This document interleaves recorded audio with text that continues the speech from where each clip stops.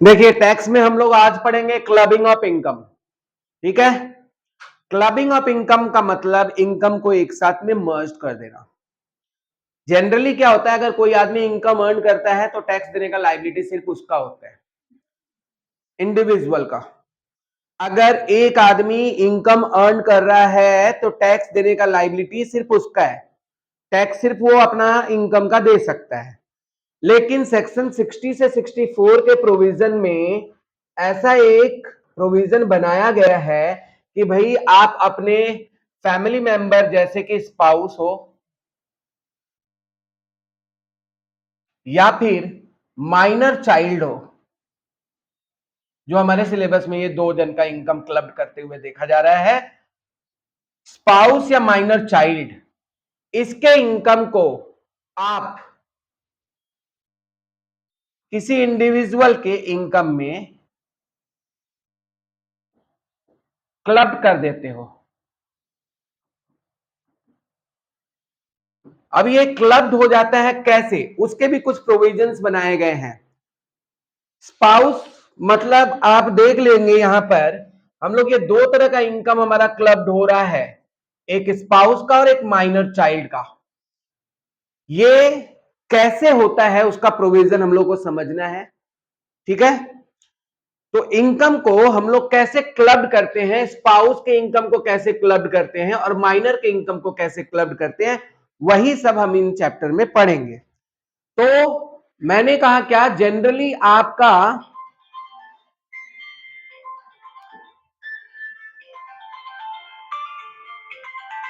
बोलो sir class. Hello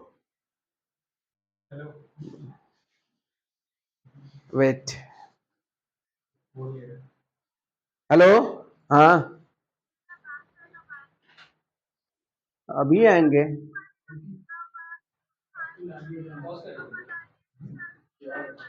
कौन बोल रहा है? तो यहां पर हम लोग इनकम ऑफ स्पाउस किस तरह से क्लब करते हैं एक बार देखिएगा।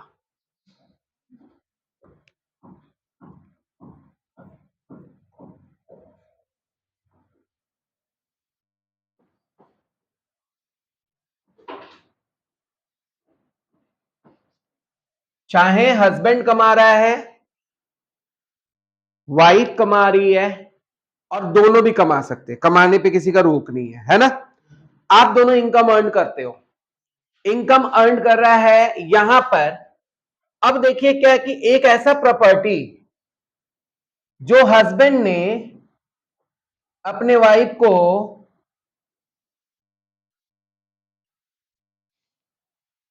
कम कंसिडरेशन में गिफ्ट किया है, फ्लैट समझ लीजिए, होता है ना। फ्लैट को गिफ्ट अगर हम किए हैं कम कंसिडरेशन में, मतलब बाजार में 35 लाख है, इनएडिक्वेट कंसिडरेशन मैंने फ्री में भी दे दिया, मैंने 5 लाख रुपया का कंसिडरेशन रखा, 5 लाख रुपया में पेड मतलब सेल कर दिया अपनी ही वाइफ को। अगर ए अपने प्रॉपर्टी को सेल करता है तो इस प्रॉपर्टी से जो इनकम अर्न हो रहा है, आप बोल सकते हो रेंटल इनकम अर्न हो रहा है, तो वो इनकम किसके हाथ में क्लब्ड होगा, ये तो बात का बात है। पहले वो इनकम हुआ, किसका इनकम हुआ, उनके वाइफ का। तो वाइफ का इनकम जो है वो हस्बैंड के इनकम में क्लब्ड होगा कि नहीं होगा, वो किस तरह से होता है वो बाद में हम लोग बात करते हैं। दूसरा नंबर, एक ऐसा इनकम जो एक ऐसा सैलरी बोल सकते हो आप जो विदाउट एनी प्रोफेशनल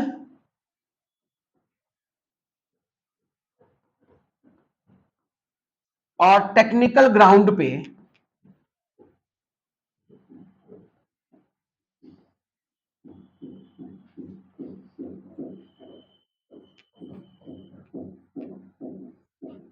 मिलता है।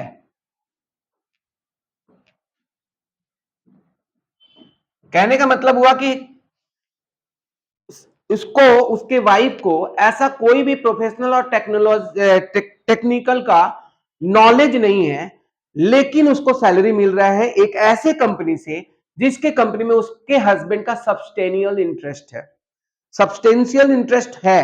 कहने का मतलब हुआ, मान लीजिए एक कंपनी है, एक कंपनी है ए, ठीक है ना, ये कंपनी है, इसका 20% से ज्यादा शेयर हस्बैंड एच, ओके, ने खरीद रखा है।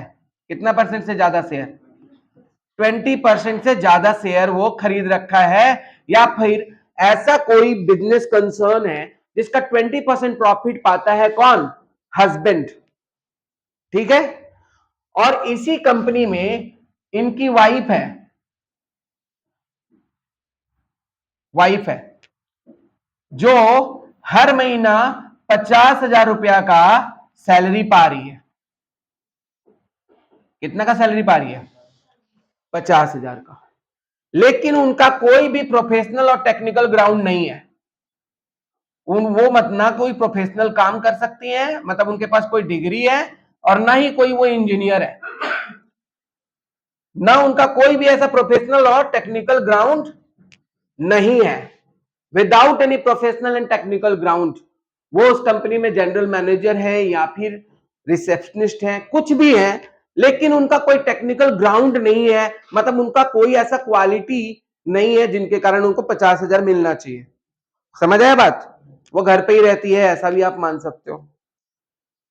ऐसा इनकम क्लब्ड हो जाता है, मिस्टर एच के इनकम पे क्लब्ड हो सकता है, क्योंकि इनका अपना पर्सनल स्किल नहीं है जिनसे वो 50,000 रुपया का सैलरी पा रही है। अब मान लीजिए यहां पर वो सैलरी पा रही है, लेकिन वो एक चार्टर्ड अकाउंटेंट है, तो एक प्रोफेशनल ग्राउंड है उसका। इस केस में ये इनकम टैक्सेबल होगा इनके वाइफ के, मतलब मिसेस वाई डब्ल्यू, तो इनके हाथ में ही टैक्सेबल होगा। लेकिन अगर ये विदाउट एनी टेक्निकल ग्राउंड हो या प्रोफेशनल ग्राउंड हो, उनको सैलरी मिल रहा है, तो ये क्लब किसके हाथ में हो जाएगा? हस्बैंड के हाथ में हो जाएगा। समझ आया बात? तो यहां पर आप एक चीज लिख लीजिएगा, ज्यादा डिटेल में हम लोग को तो करना नहीं है, हम लोग को बस छोटा सा ब्रीफली इसके जाना है। लिख लीजिएगा ये वाला चीज हिंदी में, अगर कोई पर्सन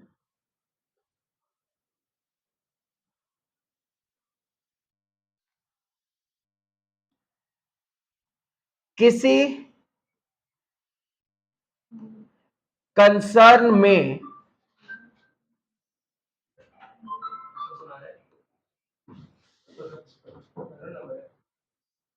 बात नहीं करो,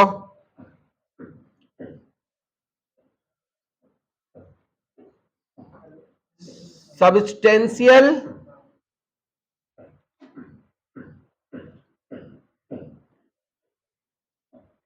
इंटरेस्ट रखता है,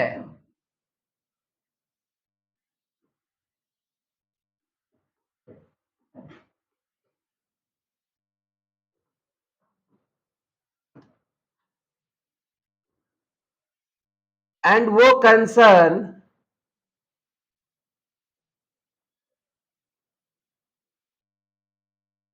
उसके या उसकी स्पाउस को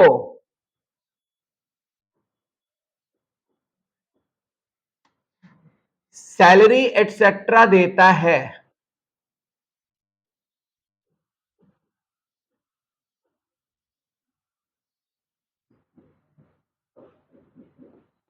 तो वो इनकम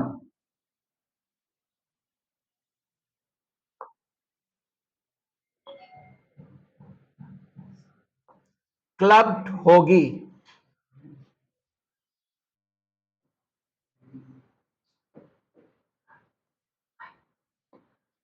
बट अगर स्पाउस के पास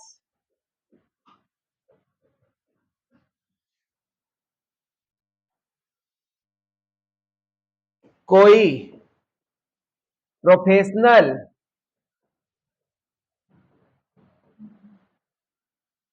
या टेक्निकल क्वालिफिकेशन है,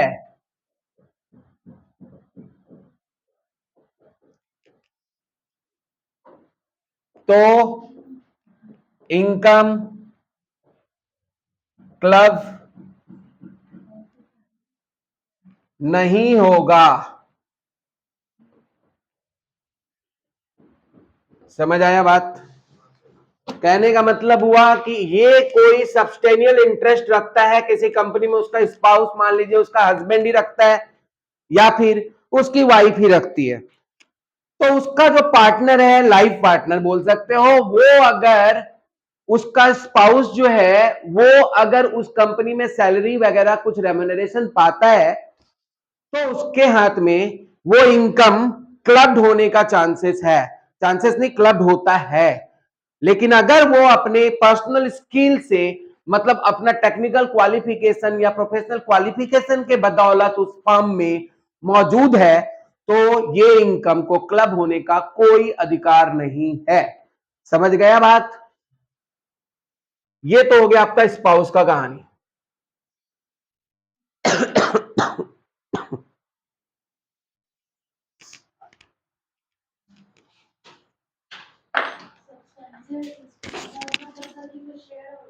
यस, सब्सटेनियल इंटरेस्ट का मतलब, सब्सटेंशियल इंटरेस्ट का मतलब हो गया उस कंपनी का 20% प्रॉफिट पे वो अपना अधिकार रखता है या फिर उस कंपनी के 20% शेयर से ज्यादा शेयर खुद खरीद के रखा है और उस कंपनी में उसका स्पाउस एम्प्लॉयड है। क्लियर है? क्लब्ड होने का मतलब हो गया कि जिसका इनकम ज्यादा उसमें क्लब्ड हो जाएगा, उसका, हाँ, उसको टैक्स देना होगा। ये प्रोविजन बनाया गया है क्लबिंग ऑफ इनकम का। मतलब आपके बच्चों का इनकम हो गया, आपके बच्चों का जो इनकम हो गया, कहने का मतलब हो गया कि माइनर चाइल्ड है, टैलेंट तो होता ही है आजकल के चाइल्ड में, है ना? और मयंक केशरवानी जैसा टैलेंटेड बच्चा, इसके पापा तो बहुत खुश होंगे इसे प्राप्त हो करके। इतने टैलेंट है कि ये इतना कम उम्र में सीए बन गया। सीए का क्वालिफिकेशन मतलब भले इसके पास डिग्री नहीं है, इसके पास वो सर्टिफिकेट नहीं है, लेकिन ये चार्टर्ड अकाउंटेंट है ना? दिमाग तो चाटता ही है। ये चार्टर्ड अकाउंटेंट है। अब इसके पास इतना बड़ा टैलेंट है, ये कॉमेडियन बन गया, स्टैंड बाई कॉमेडियन चलता है ना आजकल, क्या बोलते हैं उसको, स्टैंड अप कॉमेडियन, ये बन गया और इसको टीवी शो में भी चांस मिल गया। आज 1 लाख रुपए ये कमा लिया, 1 लाख रुपया ही टीवी शो से कमा लिया। रुको, एक शो का उस पर मत जाओ, है ना? अब इस साल वो 1 लाख रुपया कमाया, तो अभी तो ये इसका पर्सनल टैलेंट है ना। इस इनकम पे किसका हक है, मम्मी का कि पापा का? उसका खुद का, है ना? तो ये इनकम क्लब होगा क्या? ये इनकम क्लब नहीं होगा, ये इनकम उसी को मिलेगा। लेकिन अगर इसके पापा मयंक केशरवानी के इसके नाम पे एक एफडी करवाए हैं, क्या करवाए हैं? वो जानते हैं बेटा निकम्मा है, आगे जाकर कोई काम नहीं करेगा, कम से कम इंटरेस्ट से काम चलाएगा, है ना? लेकिन अब ये माइनर है, समझ लीजिए, अब ये माइनर नहीं है, ये तो मेजर हो गया है, लेकिन मान लीजिए माइनर है, 14 साल इसका उम्र है, तब इसके नाम पे एफडी करवाया गया था। अब मान लीजिए आज ही ये 14 साल का है, तो इसके नाम पे एफडी है। अब इस एफडी का इंटरेस्ट इनकम इसको मिलता है। अब इसके नाम पे तो टैक्स इंटरेस्ट मिला 24,000 रुपया, मान लीजिए इंटरेस्ट मिल रहा है एफडी पे, हर साल 24,000 रुपया का इंटरेस्ट मिल रहा है, तो इसका इनकम क्लब्ड। अब ये टैक्स तो खुद नहीं देगा ना, टैक्स किसी ना किसी पेरेंट के इनकम पे तो क्लब्ड होगा, चाहे मम्मी के नाम पे या पापा के। जिनका इनकम ज्यादा है उनमें ये क्लब्ड हो जाएगा, इस इनकम के पहले जिसका इनकम ज्यादा है उसमें क्या हो जाएगा, क्लब्ड हो जाएगा। इसीलिए इसको हम लोग माइनर्स इनकम का क्लब्ड बता रहे हैं। मतलब हम ये कहें कि आपका कोई पर्सनल स्किल है और उसके बदौलत अगर आप इनकम अर्न करते हो तो भैया ये इनकम का क्लबिंग नहीं होगा। या फिर कोई ऐसा बच्चा जो आप बोल सकते हो वो फिजिकली चैलेंज्ड है और उसको डिडक्शन मिलता है अंडर सेक्शन 80U में, है ना? उसको डिडक्शन मिलता है, डिसेबल्ड है वो, तो उसके कमाए गए इनकम पे किसी भी पेरेंट्स का अधिकार नहीं है। क्लियर है क्या? तो कुछ ऐसे इनकम, जैसे मान लीजिए कि मैं ये इसके इसका इनकम कैसे जनरेट हो सकता है? मयंक एक माइनर है। मयंक क्या है? माइनर है। His father bought a lottery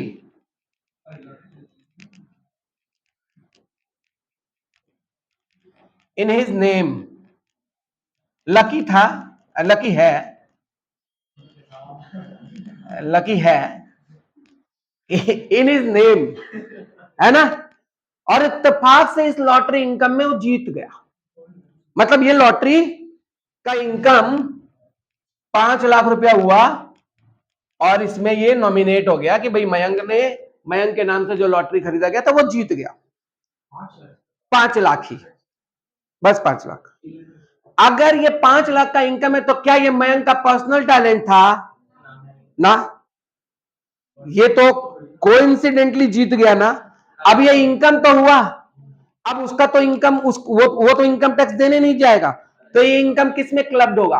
parents के इनकम में। जिनका इनकम ज्यादा है, मम्मी का इनकम ज्यादा है तो उनके इनकम में क्लब्ड हो जाएगा, पापा का इनकम ज्यादा है तो पापा के इनकम में क्लब्ड हो जाएगा। और अगर अपने टैलेंट पे पाया है तो ये इनकम इन्हीं के रहेंगे। मम्मी का इनकम ज्यादा है, कमाते पापा लेकिन इनकम मम्मी का ज्यादा है। बात सही बात है, कमाते हैं पापा लेकिन इनकम मम्मी का ज्यादा होता है। भाई सेविंग तो सबसे ज्यादा रहता है उन्हीं के पास, पापा के पास सेविंग का तो कोई चांसेस रहता ही नहीं है। समझ आया बात? तो ये है माइनर इनकम के क्लबिंग का स्टोरी। एक ब्रीफ आइडिया हो गया होगा कैसे होगा। अब हम लोग सम करेंगे, ठीक है ना? अब हम लोग इससे रिलेटेड कुछ सम करेंगे।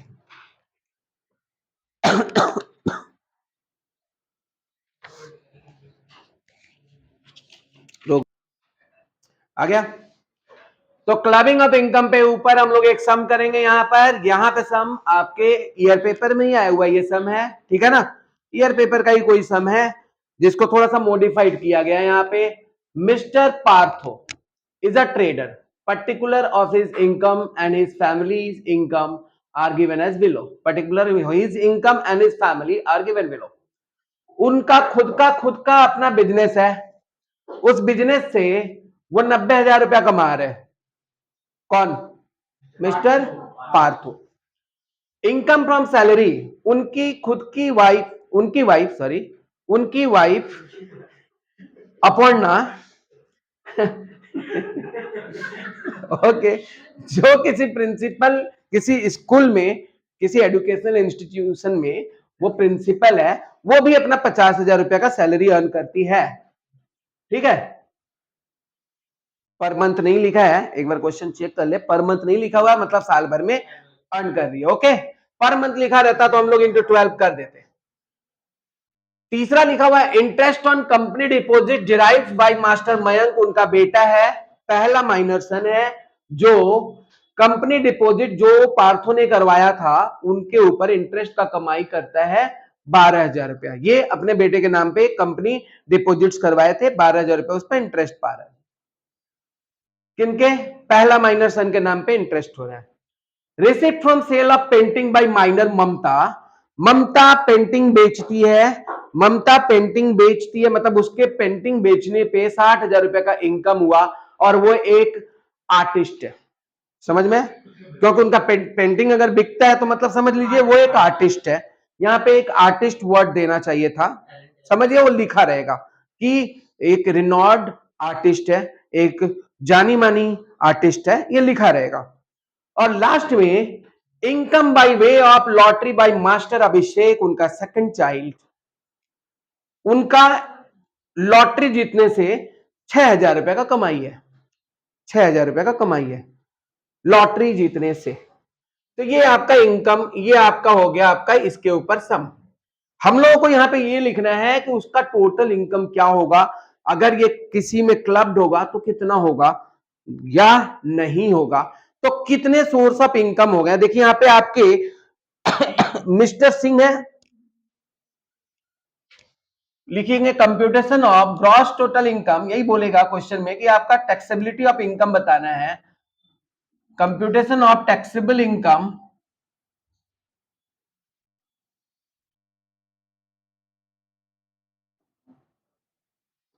फॉर द असेसमेंट ईयर 2024-25, ठीक है ना। पहला हेडिंग तो हम लोग दे देंगे मिस्टर पार्थो का,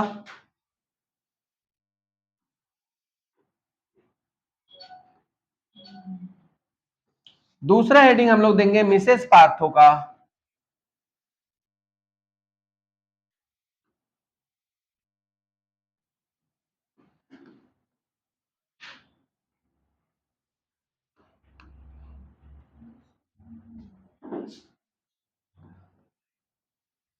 और तीसरा हेडिंग हम लोग तभी देंगे जब कोई बच्चा टैलेंट के ऊपर इनकम कमा रहा है, क्योंकि बाकी जो इनकम है टैलेंट के रिलेटेड नहीं है, टैलेंट से इरिलेवेंट है, वो इनकम तो उसी में ऐड हो जाता है जिस पेरेंट्स का इनकम हायर इनकम होता है।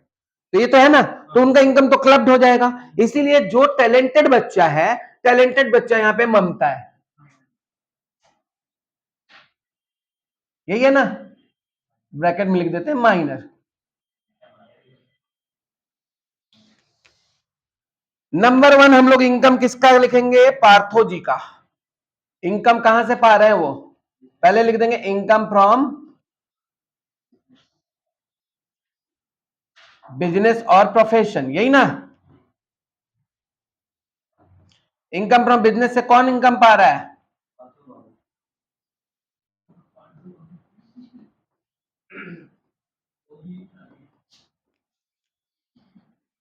अरे बताएं अभी तुमको बहुत ही। इनकम फ्रॉम बिजनेस और प्रोफेशन कौन पा रहा है, पार्थो। कितना इनकम,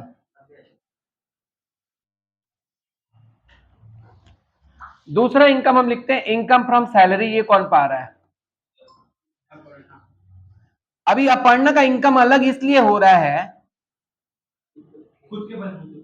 क्योंकि वो अपने प्रोफेशनल क्वालिफिकेशन के बदौलत किसी स्कूल की प्रिंसिपल है ना, इसलिए उसका खुद का अपना वजूद है ना, वो डिपेंड नहीं है पार्थो पे, इसलिए उसका इनकम अलग से टैक्सेबल होगा, ठीक है।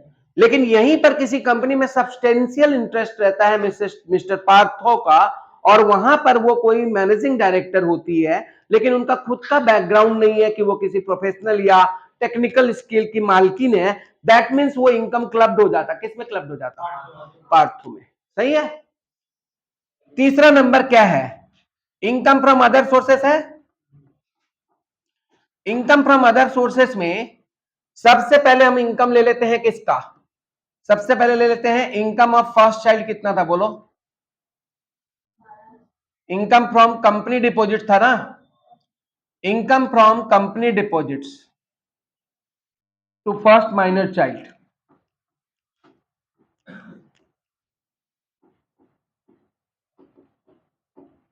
टू फर्स्ट माइनर चाइल्ड कितना था, 12,000 था ना। इसमें से एक स्टैंडर्ड डिडक्शन होता है, less deduction under section 10 subsection 32, एक बार सेक्शन चेक कर ले हम, सही है, ठीक है। इसमें 1,500 रुपया का डिडक्शन हो जाता है, कितना का, और बाकी रुपया उसमें क्लब्ड हो जाएगा जिन पेरेंट्स का इनकम ज्यादा है, इसमें क्लब्ड हो जाएगा। तो कितना हो गया, 10,500। इसके बाद किसका इनकम है, इनकम फ्रॉम लॉटरी, लॉटरी पहले कर लेते हैं। और सेकंड चाइल्ड था ना, सेकंड सन कितना था, 6,000, 6,000 deduction under section 10 sub section 32, 1,500 ये स्पेशल डिडक्शन मिलता है माइनर चाइल्ड के इनकम पे। हाँ, दो मैक्सिमम दो बच्चा तक 3500 हुआ।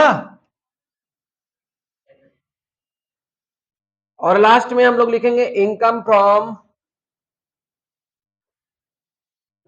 Cell of painting. ये उनका स्पेशल स्किल पर है।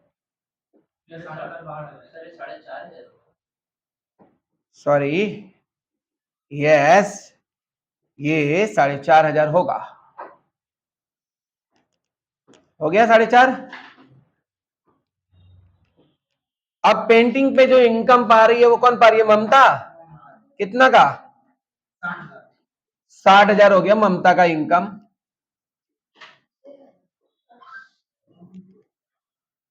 अब तीनों का इनकम अलग अलग जोड़ दीजिए। ममता का इनकम माइनर चाइल्ड का 60,000, ये अपर्णा का इनकम मिसेस पार्थो का इनकम कितना? 50,000। और ये तीनों का इनकम कितना हो जाएगा जोड़कर? 90, 10, 500 और 4,500, 1,00,000। सामने लिख दीजिए ग्रॉस टोटल इनकम।